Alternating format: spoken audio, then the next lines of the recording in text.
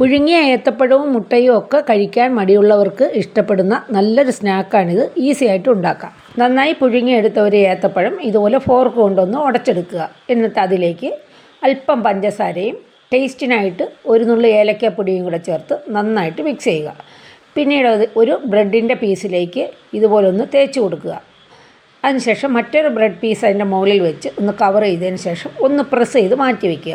ഒരു ബൗളിലേക്ക് ഒരു മുട്ട പൊട്ടിച്ചൊഴിച്ച് 1 ടീസ്പൂൺ പഞ്ചസാരയും 2 ടേബിൾ സ്പൂൺ പാലൊഴിയും കൂടെ ചേർത്ത് നന്നായിട്ടൊന്ന് മിക്സ് ചെയ്യും. ചൂടായ പാനിലേക്ക് 1/2 ടീസ്പൂൺ നെയ്യ് ഒഴിച്ചതിന് ശേഷം ഫില്ല് ചെയ്ത് വെച്ചിരിക്കുന്ന ബ്രെഡ് പീസ് എടുത്ത് അതിൻ്റെ മുകളിലേക്ക് വെച്ച് നമ്മൾ മിക്സ് ചെയ്ത് വെച്ചിരിക്കുന്നതിൽ നിന്ന് കുറച്ച് മുട്ട മിക്സ് അതിൻ്റെ മുകളിലേക്ക് ഒഴിച്ചതിന് ശേഷം അത് മറിച്ചിടുക. എന്നിട്ട് അത് വീണ്ടും അടുത്ത സൈഡിൽ അതുപോലെ കുറച്ച് മുട്ട മിക്സും കൂടെ ഒഴിച്ച് തിരിച്ചു മറിച്ചു വിട്ട് ഒന്ന് മുരിച്ചെടുക്കുക. അല്പം നെയ്യ് കൂടി ചേർത്തിട്ടൊന്ന് മുരിച്ചെടുത്താൽ സൂപ്പർ ടേസ്റ്റാണ്. ഒരു പ്രാവശ്യം ഉണ്ടാക്കിയാൽ കുട്ടികൾ പിന്നെയും ചോദിച്ച് വാങ്ങി കഴിക്കും.